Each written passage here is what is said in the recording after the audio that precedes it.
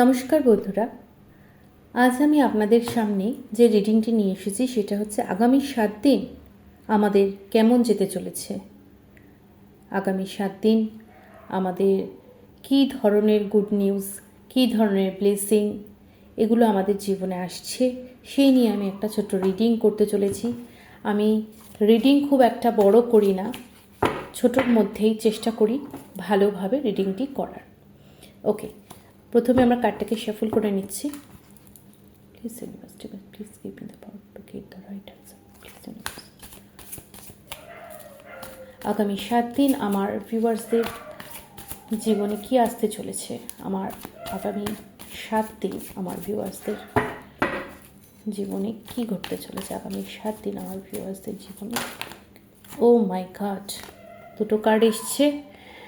9 of pentacles, king of pentacles, আরেকটি card এসছে wheel of Fortune. দারুণ। আর কি ঘটতে চলেছে আগামী 7 দিন আমার ভিউয়ার্সদের জীবনে কি ঘটতে চলেছে। অসাধারণ কার্ড, ভালো। আগামী 7 দিন আমার ভিউয়ার্সদের জীবনে কি হতে চলেছে। আগামী 7 দিন আমার ভিউয়ার্সদের জীবনে কি হতে চলেছে। ওকে, 9 অফ সোর্ডস, কার্ডটি দ্য হ্যাংম্যান।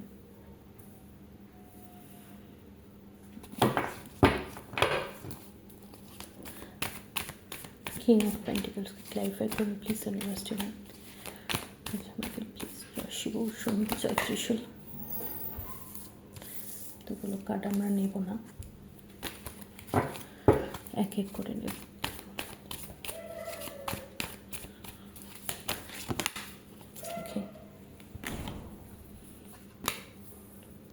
আগামী 7 দিন আমার ভিউয়ার্সদের জীবনে কি আসতে চলেছে।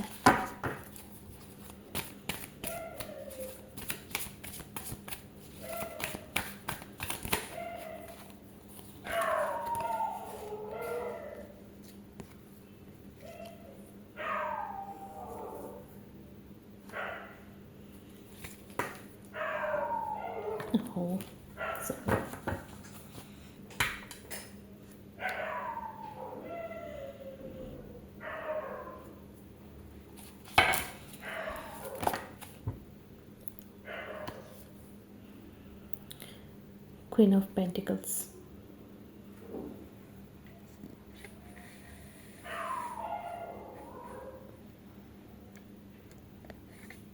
কার্ডগুলো ঠিক করে দেখা যাচ্ছে না। বটম অফ দ্য ডেকে আছে 6 অফ ওয়ান্ডস। এই কার্ডটা আগেও আসার চেষ্টা করছিল কিন্তু আমিই নিইনি। তো এই কার্ডগুলো আসার পর একটু সাজিয়ে নিই।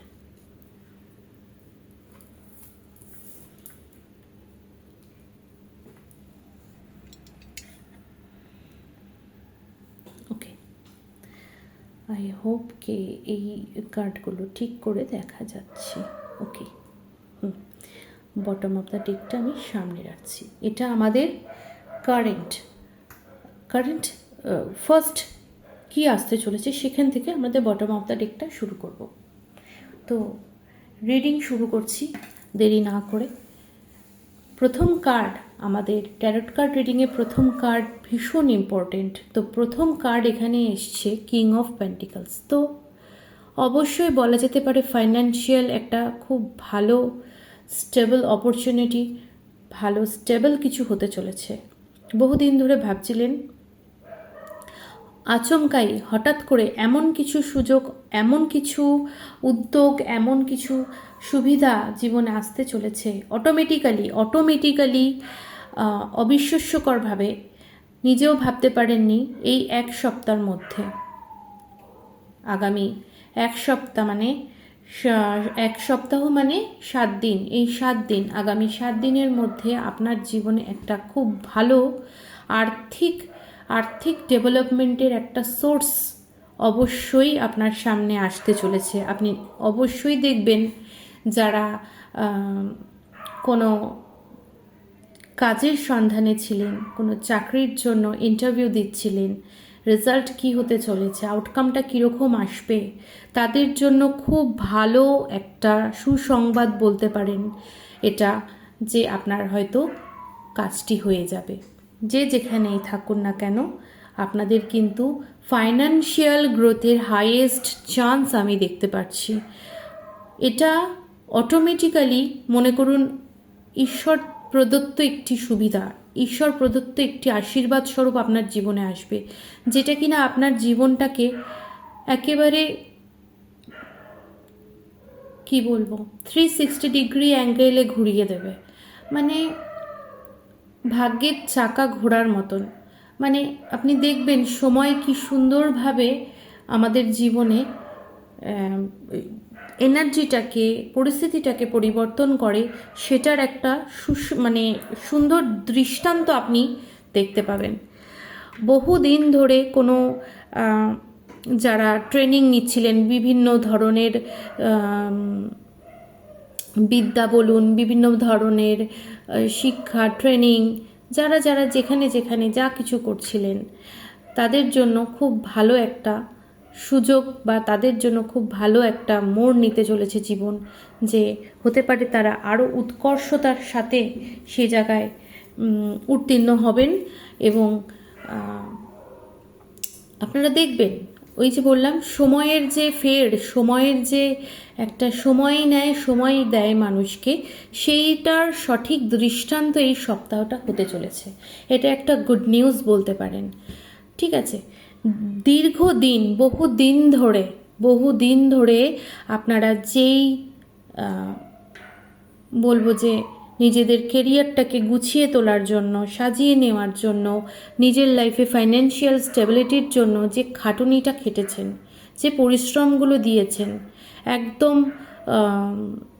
নিজের এনার্জি, টাইম, নিজের যা কিছু আছে সমস্ত কিছু ঢেলে দিয়েছেন, একদম ফোকাস, আপনি যেই কাজটা একদম, যেই জিনিসগুলো আপনি একদম নিখুঁতভাবে চেয়েছেন যে এটা নিজে হাতে গড়তে, সেই জিনিসগুলোতে কিন্তু দেখতে পাবেন একটা নতুন সুযোগ আসছে।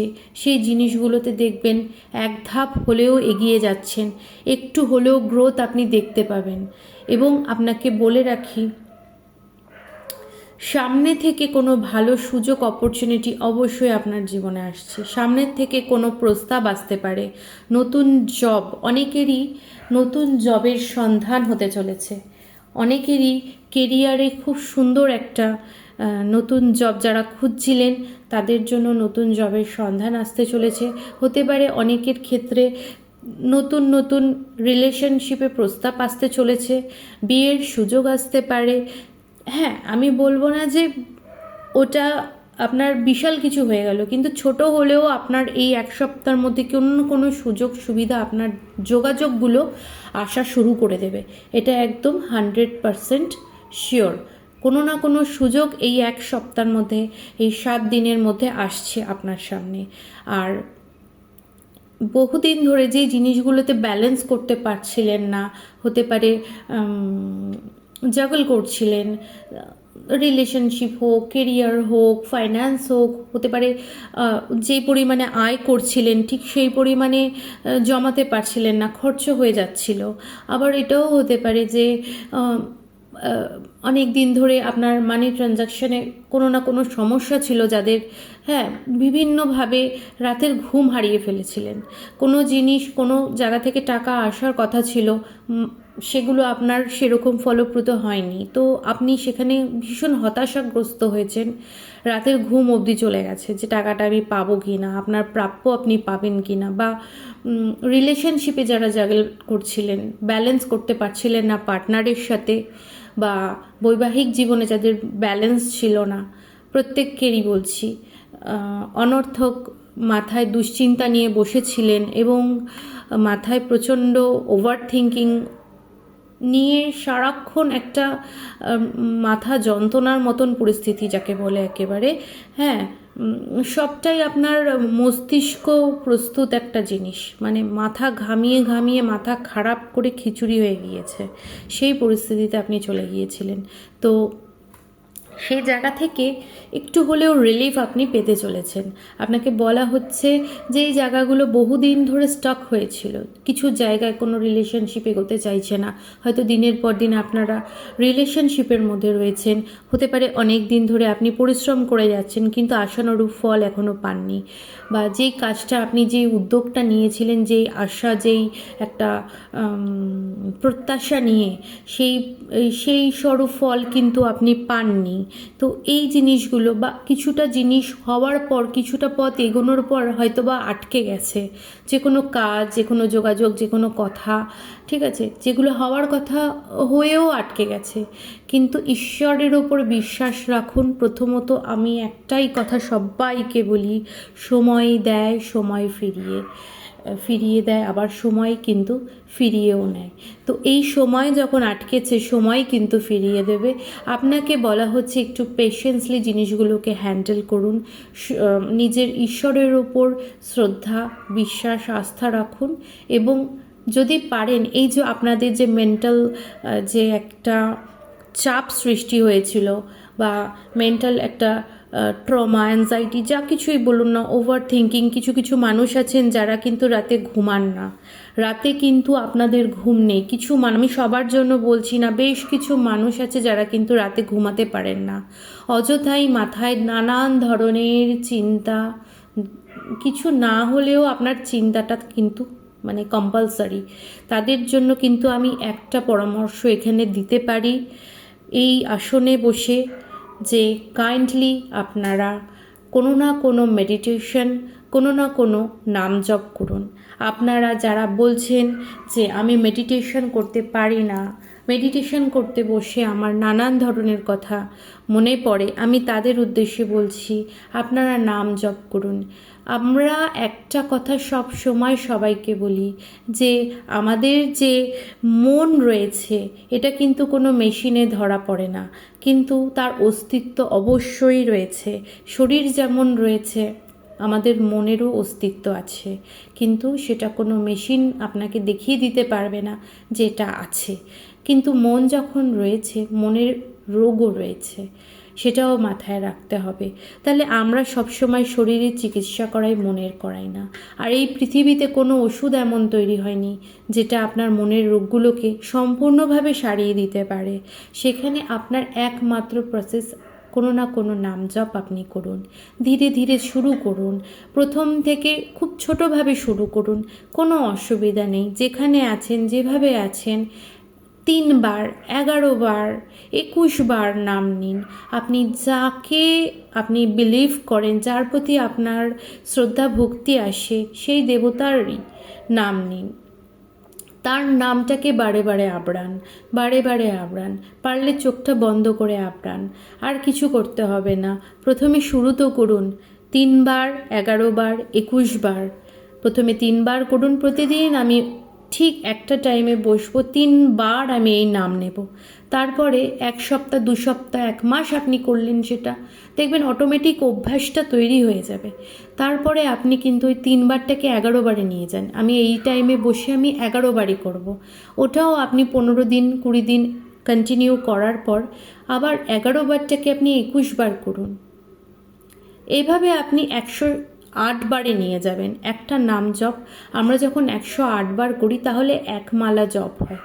তো আপনি অন্তত মিনিমাম 108 বার করে ফেলতে পারবেন খুব তাড়াতাড়ি, কোনো তাড়াহুড়ো নেই। মানে আপনি যদি নিজের ইচ্ছা, নিজের শরীরের বিরুদ্ধে গিয়ে, নিজের মনের বিরুদ্ধে গিয়ে কোনো কাজ করেন, সেটা কোনোদিনও সাকসেস হয় না। সেই জন্য আমি সবসময় বলি যে আপনি ধীরে সুস্থে, আপনি আরামদায়কভাবে আপনার নিজের মনকে সাথে নিয়েই আপনি করুন। ছোট থেকে করুন, অল্প থেকে শুরু করুন, কমফোর্টভাবে এগোন। তাতে জিনিসটা আপনি অনেক দিন কন্টিনিউ করবেন আর আপনার ভালোও লাগবে। আর যদি একবারে আমরা নিয়ে নিই 108 বার, সেটা হয়তো আমি 1 মাস 2 মাস করার পর হতে পারে বন্ধ করে ফেললাম, আমার এনার্জি হলো না, আমার সময় হচ্ছে না, এই ধরনের অনেক সমস্যা। মেনলি আমাদের ইচ্ছাটা, আমাদের মনটাই সব থেকে প্রথম প্রাধান্য রাখে। তো এই যে মনটাকে যদি মনে করেন সংযত করবেন, একটু বশীভূত সংযত করবেন, একে একটু কন্ট্রোল করবেন, তাহলে একমাত্র পথ হচ্ছে যে কোনো ধরনের নাম জপ বা মেডিটেশন বা কোনো না কোনো স্পিরিচুয়াল প্র্যাকটিস। এই কোনো না কোনো স্পিরিচুয়াল প্র্যাকটিস ছাড়া কিন্তু আমরা নিজের মনকে কোনোভাবে বেগে আনতে পারি না, নিজেদের কন্ট্রোলে রাখতে পারি না। আর বিশ্বাস করুন, মনকে যখন আপনি কন্ট্রোল করে ফেলবেন, আপনি আপনার লাইফকে পুরোটা কন্ট্রোল করে ফেলবেন। আসলেই কিন্তু সমস্ত সমস্যাগুলো আমাদের মধ্যেই অবস্থিত, এবং এই সমস্যাগুলো থেকে যদি আমাদের মুক্তি পেতে হয় তাহলে অবশ্যই আমাদেরকে আমাদের মনকে কাবু করতে হবে সর্বপ্রথম। এই মনকে যখন আপনি স্থির করবেন তখন ইচ্ছাগুলো অটোমেটিক্যালি স্থির হবে, এবং যখন স্থিরতা বিরাজ করবে তখন কিন্তু অটোমেটিক্যালি আপনি আপনার চারিপাশের যত পরিস্থিতি আছে প্রত্যেকটা আপনার জীবনের নেওয়া ডিসিশন পদক্ষেপগুলোকে খুব সুন্দরভাবে দেখতে পাবেন উইদাউট এনি ফিল্টার। তো অবশ্যই এই জিনিসগুলো করার জন্য মনের যে আমাদের সর্বক্ষণ ছটপটানি, মনের যে একটা যন্ত্রণা ব্যথা নিয়ে আমরা বয়ে বেড়াই সারা দিন ধরে, তো এই জিনিসগুলো কিন্তু ধীরে ধীরে কমতে শুরু করবে। মানে আপনি লক্ষ্য করবেন আপনি একটা শক্তি পাচ্ছেন। তো আপনাকে বলা হচ্ছে যে জিনিসগুলো হচ্ছে না, দিনের পর দিন চেষ্টা করেও পাচ্ছেন না, সমর্পিত করে দিন তার চরণে, তিনি সব করে দেবেন। এবং নিজে মন ভরে নাম জপ করুন। নাম জপ মানে একটা মেডিটেশন, নাম জপ মানে একটা মেডিসিন। আমরা যেমন প্রতিদিন সুগার, প্রেশার এগুলোর জন্য অনেকেই আমরা মেডিসিন নিচ্ছি, এবং সেগুলো আমাদের দৈনন্দিন ক্রিয়াকলাপের একটা অঙ্গ পরিণত হয়েছে। তো আমাদের এই নাম জপটাকে যে যেখানে আছি সেখান থেকে করতে পারে। এটা করলে কিন্তু আমাদের জীবন ভেতর থেকে আমরা আগে পরিবর্তিত হব, তারপরে কিন্তু আমাদের পুরো জীবনটা পরিবর্তিত হবে। একদিনে কোনো পরিবর্তন আমরা কিন্তু পাবো না। ওই যারা বলে যে এটা করে দেবো সেটা করে দেবো, আপনার একদম দিনে দিনে কাজ হবে, দিনে দিনে মিরাকল হয়ে যাবে। বিশ্বাস করুন, ভগবানের কাছে গেলেও ভগবান এরকম কথা বলবেন না। তো নিজের ওপর বিশ্বাস রাখুন এবং সময়ের ওপর বিশ্বাস রাখুন। আলটিমেটলি সেটাই হবে যেটা উনি চাইবেন। আপনাকে কিন্তু সেদিকেই যেতে হবে যেদিকে উনি চাইবেন।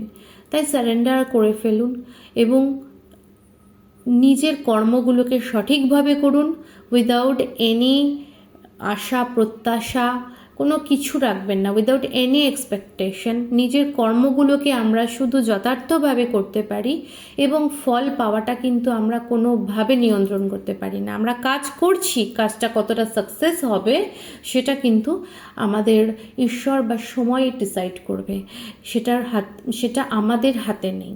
তো অবশ্যই আপনি যখন এই প্রসেসগুলো, যেটা আমি আপনাকে বললাম, এই রিডিংয়েই এটা বেরিয়ে এসছে যে আপনাকে বলা হচ্ছে নাম জপ করা বা কোনো রকম স্পিরিচুয়াল কোনো প্র্যাকটিস, যেটা আপনি প্রতিদিন 10 মিনিটের জন্য বসে হলেও করবেন।